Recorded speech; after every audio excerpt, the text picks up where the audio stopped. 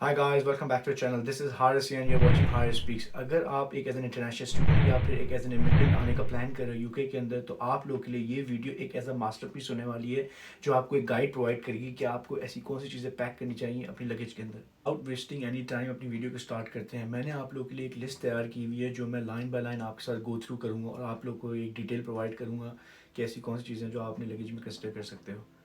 सबसे पहले हम कवर करते हैं मोस्ट इंपॉर्टेंट थिंग्स या ट्रेड्स आपको अपने साथ पैक करनी है। इस कैटेगरी में सबसे पहले हम कवर करते हैं करेज। करेज से मेरा मतलब है कि आपके अंदर हिम्मत होनी चाहिए, आपके अंदर हौसला होना चाहिए और आपके अंदर वो जज्बा होना चाहिए कि कोई भी चैलेंज जो आएगा आपको यूके के अंदर, आप वो उसको सक्सेसफुली फेस करोगे और उसको ओवरकम करोगे।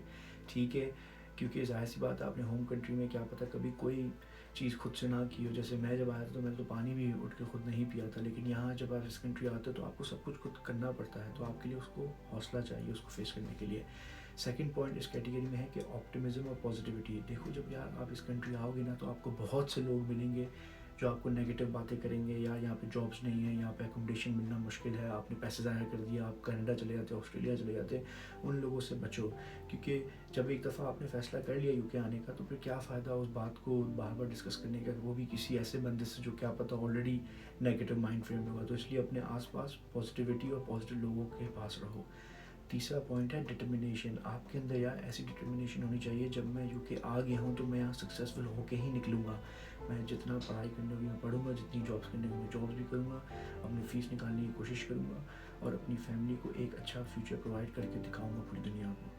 ठीक है। चौथा, fear of talking to strangers. यार ये फेयर मेरे अंदर खुद भी था, मैं डरता था लोगों से बात करने से, क्योंकि हमारा कल्चर डिफरेंट है बैक होम। लेकिन ये चीज़ आपको तोड़नी है, ओवरकम करना है इसको एज सुन एज पॉसिबल, तभी आप सक्सेसफुल हो सकोगे यूके के अंदर। पांचवा बल्कि आ जाता है आपका एक्सेप्टिंग फेलियर्स एंड रिजेक्शंस। देखो यार, जब आप जॉब्स अप्लाई करोगे, आपकी सीवी का फॉर्मेट क्या पता गलत हो, कवरिंग लेटर गलत हो, तो आपको रिजेक्शन फेस करनी पड़ेगी। आपको फ़ोन से जॉब नहीं मिल जाएगी, लेकिन आपको हाथ पैर मारने पड़ेंगे। तो इसलिए जब आपको फेलियर्स हो तो आप उसको एक्सेप्ट करो, अपने फेलियर से सीखो और आगे बढ़ के अपनी चीज़ों को इम्प्रूव करके आगे बढ़ने की कोशिश करो, बजाय इसके ये फील करने के कि यार मेरे तो जॉब ही नहीं मिल रही है। आपने डिप्रेस नहीं होना, आपने हर रिजेक्शन से सीखना है और आगे बढ़ना है।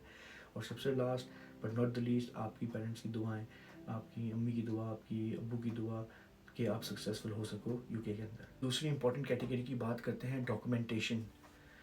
या इस डॉक्यूमेंटेशन में ना आपको वो सारे डॉक्यूमेंट्स चाहिए जो आपने वीज़ा के लिए अप्लाई किया था जब, और ऐसी गवर्नमेंट आईडीज़ चाहिए आपकी होम कंट्री की, जैसे आपका आइडेंटिटी कार्ड हो गया, इंटरनेशनल ड्राइविंग लाइसेंस हो गया, पासपोर्ट हो गया। ये सारे डॉक्यूमेंट्स की आपकी लिस्ट में आ जाएगा। पुलिस क्लियरेंस सर्टिफिकेट बहुत इंपॉर्टेंट है। यहाँ पे जो बड़ी फेमस पार्ट टाइम जॉब है स्टूडेंट्स के लिए, वो है एसआईए की, जो है सिक्योरिटी इंडस्ट्री अथॉरिटी, एक सिक्योरिटी ऑफिसर की। उसमें बहुत अच्छे आपके पैसे बन जाते, तो उसके लिए इंपॉर्टेंट है कि आप पुलिस क्लियरेंस सर्टिफिकेट अपने होम कंट्री से ज़रूर लाओ। और उसके बाद नेक्स्ट पॉइंट आ जाता है कि आपको अपने सारे डॉक्यूमेंट्स क्या करना चाहिए, स्कैन कर लेने चाहिए, ताकि वो आपके पास रेडली अवेलेबल हो। जब भी आपको किसी की ज़रूरत पड़े तो आप कोई भी डॉक्यूमेंट स्कैन अपनी ईमेल से निकाल के या अपनी जी ड्राइव में से निकाल के उसको दे सको किसी को भी जिसको चाहिए हो। तो मेरी एडवाइस होगी कि आप सारी अपने डॉक्यूमेंट्स जो है ना स्कैन कर लो एक फ़ोल्डर में अपने ईमेल के अंदर, या तो अपने आप को ईमेल कर लो, या तो अपने आप को या तो फिर उनको जी ड्राइव में सेव कर लो। अब हम डिस्कस करते हैं नेक्स्ट इंपॉर्टेंट कैटेगरी की, जो है क्लोथिंग। यार अब क्लोथिंग में ना बहुत सारी डिफरेंट आइटम्स हैं और ये आपकी नीड्स पर डिपेंड करता है, लेकिन मेरी आइडियल लिस्ट ये होगी कि टी शर्ट्स हो गई, आपकी कैजुअल शर्ट्स हो गई जिस पे 4 से 5 आप रख सकते हो ईच। फिर आपकी जीन्स एंड लोअर्स हो गए, 2 to 3 आप रख सकते हो। या जीन्स का ना देखो यहाँ पे साइज़ डिफरेंट होता है आपके होम कंट्री से, तो फिर मेरी एडवाइस होगी कि आप अपने होम कंट्री से ही ले आना 2 और 3 पेयर की जीन्स, ताकि यहाँ पे आपके लॉन्ग टर्म में चल जाए। फिर जब आपकी यहाँ पे जॉब लग जाएगी, सब कुछ सही पटरी पे आ जाएगा, तो फिर आप दोबारा से यहाँ से कपड़े ले सकते हो। एक फॉर्मल शर्ट, ट्राउज़र और जैकेट डेफिनेटली चाहिए आपको, क्योंकि प्रेजेंटेशन देनी पड़ सकती है यूनिवर्सिटी में, या फिर किसी इंटरव्यू के लिए जाना पड़ सकता है। और अंडर गारमेंट्स में आप 8 to 9 आप रख सकते हो, चाहे वो अंडरवेयर हो गए या आपके सॉक्स हो गए या डिफरेंट आइटम्स जो हो गए, वो आप 8 to 9 पेयर्स रख सकते हो। क्योंकि यहाँ पे क्या होता है कि अगर आपको बाहर जाके कहीं पे अपना वॉशिंग करानी पड़े तो फिर वो थोड़ा इनकन्वीनियंट हो जाएगा, तो इसलिए बेहतर होगा कि आप 8 to 9 पेयर रखो और फिर सिचुएशन देखो, रीअसेस करो कि कहाँ पे वॉशिंग आपने करनी है, तो उस हिसाब से आपके लिए ईजी हो जाएगा, क्योंकि जितने ज़्यादा पेयर्स होंगे उतनी फ्लेक्सिबिलिटी होगी आपके पास। ठीक है। विंटर क्लोथ्स में यार स्वेट शर्ट्स हो गई, हुडीज़ हो गई, विंड ब्रेकर जैकेट्स हो गए और पैराशूट जैकेट्स हो गए। यहाँ पे आपको पता होगा अभी तक कि मौसम बड़ा अनप्रेडिक्टेबल होता है, एकदम से बारिश हो जाती है, एकदम से धूप आ जाती है।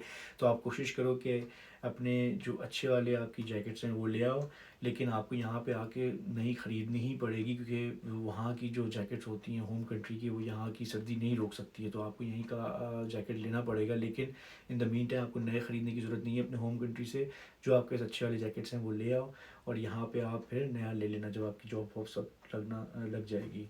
ठीक है। फिर आपके शूज़ हो गए, वन फॉर्मल शूज़ और वन ट्रेनर्स। ट्रेनर आप कोशिश करो ऐसे लाओ यार जो ना जिसके थ्रू पानी ना घुसे, जो वेट ना हो, क्योंकि यहाँ पे बारिश होती है और आपको थोड़ी बहुत वॉकिंग भी करनी पड़ेगी। तो इसलिए इंश्योर करो ऐसे ट्रेनर हो जिसके अंदर पानी सोके ना हो।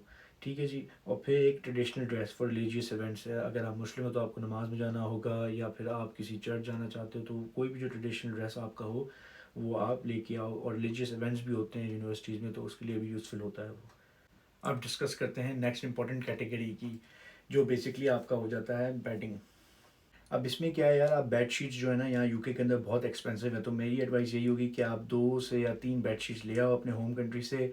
एक पिलो कवर ले आओ, एक पिलो ले आओ और एक ड्यूवेट ले आओ। ड्यूवेट बेसिकली क्या है, वो होता है खेस टाइप, पाकिस्तान इंडिया में वो जो होता है रज़ाई नहीं बहुत मोटी वाली, खेस टाइप चीज़ ले आओ, ताकि आपको यहाँ पे थोड़ा बहुत शॉर्ट टर्म में आप उससे गुजारा कर लो। फिर जैसे ज़ाहिर सी बात है जब आपकी जॉब लग जाएगी तो फिर आप अपनी सिचुएशन के हिसाब से, अपनी नीड्स के हिसाब से उसको चेंज कर सकते हो, लेकिन शॉर्ट टर्म में ये बेस्ट अपना लिस्ट होगी आपकी बेडिंग के लिहाज से। अब बात करते हैं नेक्स्ट कैटेगरी की, जो कि है इलेक्ट्रॉनिक्स। वो सबसे इंटरेस्टिंग टॉपिक होता है सबके लिए। नहीं क्या है यार, आपका इसमें इसमें आपका आ जाता है फ़ोन और लैपटॉप सबसे पहले। यार देखो, कोई भी ज़रूरत नहीं है आपको नए बाय करने की, आपका पुराना फ़ोन और लैपटॉप काफ़ी होगा। अपने फ़ोन पे आप एक स्क्रीन प्रोटेक्टर और अच्छा सा कवर ले आओ, केसिंग टाइप, ताकि वो आपको लॉन्ग टर्म में गुजारा दे सके। फिर आपका हेयर ड्रायर आ गया, बियर्ड ट्रिमर आ गया, स्ट्रेटनर आ गया, कलर आ गया लड़कियों के लिए, और कन्वर्टर स्विच आ गया। कन्वर्टर स्विच बहुत इंपॉर्टेंट है, क्योंकि यूके के अंदर ना 3 पिन प्लग चलते हैं, और Pakistan, India, Bangladesh, Asian countries में 2 पिन होते हैं। तो इसलिए आप मेक श्योर करो कि आपके पास कन्वर्टर ऑलरेडी अवेलेबल हो, 2 पिन टू 3 पिन। फिर आपके पावर बैंक्स आ गया और चार्जिंग केबल्स आ गए। ये आपकी इलेक्ट्रॉनिक्स की लिस्ट हो गई। अब बहुत ही ज़्यादा एक्साइटिंग कैटेगरी की बात करते हैं, जो कि है यूटेंसिल्स। मजाक कर रहा हूँ, कोई बहुत ज़्यादा एक्साइटिंग नहीं है। बर्तन बेसिकली। तो होता क्या है इस कैटेगरी में, आप फ्राइंग पैन ला सकते हो जिसमें आप अपनी मैगी, ऑमलेट या दूसरी चीज़ें बना सकते हो। एक तवा ला सकते हो जिसमें आप पराठा या रोटी बना सकते हो, अगर आपको बनानी आती है। नहीं भी बनानी आती है, अगर आप बाहर से भी फ्रोज़न लाते हो तो आपके उसको लिए भी तवा चाहिए ही होगा। और एक चाय कॉफ़ी बनाने वाला जो पतीला टाइप होता है वो आपको ज़रूरी चाहिए, क्योंकि अगर आप एक चाय फ़ैन हो या कॉफ़ी फ़ैन हो तो आपको डेफ़िनेटली आते ही यूके चाय चाहिए होगी। और आप इतने किंग तो हो नहीं कि जाते ही चाय बाहर से या कॉफ़ी बाहर से लेना शुरू कर दो। तो बेटर ऑप्शन ये होगा कि आप घर में ही बना सको, तो वो आप एक पतीला लेके आ जाना। ठीक है। फिर उसके बाद जो बेसिक नेसेसिटीज़ होते हैं, आपका प्लेट, स्पून, नाइफ़, बोल्स और फोर्क। मैं ये प्रेफर करूँगा कि आप मेरी प्रेफरेंस ये होती है कि यार प्लास्टिक के हों, ताकि आप उसे आराम से यूज़ कर सको, आराम से वो ओवन में हीटअप भी हो जाएँ, तो इसलिए वो ओवन में वार्म अप भी हो जाएँ, तो इसलिए आप प्लास्टिक वाले लेके आना। एक स्पैचुला ले आना, लेकिन यहाँ पे भी बहुत सारे स्पैचुला मिल जाएंगे आपको, चाहे अंडे के लिए हो, चाहे किसी और चीज़ के लिए हो, चावलों के लिए हो, कुछ भी हो, तो यहाँ बहुत सारे स्पैचुला चीप मिल जाते हैं। अब नेक्स्ट कैटेगरी की बात करते हैं, जो कि है मेडिसिन। या मेडिसिन ना यूके के अंदर बहुत ज़्यादा एक्सपेंसिव है, तो आप इंश्योर करोगे जो बेसिक मेडिसिन है वो कवर करके लाओ। ठीक है। अब उसमें क्या आ जाता है, आपका हेडेक हो गया, टूथेक हो गया, इनडाइजेशन हो गया। मैंने क्या किया था बेसिकली, पहले मैंने क्या किया था, मेरी अम्मी ने एक पैक कवर कर दिया था पूरा इन सारे बेसिक मेडिसिन से। आपकी जो अपना डिस्प्रिन हो गई, अपना पैरासीटामोल टाइप हो गई, पैनाडोल टाइप हो गई, कोल्ड की, और सारी चीज़ों पे मेरी अम्मी ने लेबल कर दिया था। तो एक पैक आप ले आओ जिसमें आपके पास सारी चीज़ें हों बेसिक मेडिसिन की, और उसको लेबल अप कर लो कि आपको पता हो कि यार कौन सी किस चीज़ के लिए, कोल्ड के लिए, फीवर के लिए, या इंडाइजेशन के लिए, या टूथेक के लिए। ठीक है। और लास्ट आपका होगा फर्स्ट एड। फर्स्ट एड में क्या हो सकता है, आपका बैंडेजेस हो सकता है। ज़ाहिर सी बात है, आपने कभी खाना तो बनाया नहीं होगा, तो पहली बार जब आप छुरी यूज़ करोगे तो कुछ ना कुछ तो कट सकता है आपका हाथ वगैरह, थंब, कुछ भी। तो उसके लिए आपको बैंडेजेस की ज़रूरत पड़ सकती है, तो इसलिए आप एक फ़र्स्ट एड बॉक्स भी रखना छोटा सा, और वो एक पैक के अंदर पूरा सब चीज़ हो जाएंगी, आपकी मेडिसिन भी हो जाएगा और फर्स्ट एड भी हो जाएगा। अब बात करते हैं नेक्स्ट कैटेगरी की, जो कि है पर्सनल हाइजीन। यार अब पर्सनल हाइजीन में क्या आता है, आपकी कोल्ड क्रीम हो गई, फेस वॉश हो गई, हेयर ऑयल हो गया, जेल वैक्स हो गया। मैंने क्या किया था यार, मैंने एक स्मॉल अपना रख लिया था पैक, जिसने सारी चीज़ों को कवर कर लिया था, जिसमें सारे आइटम्स आ गए थे ऊपर का, जो मैंने अभी आपको बताया।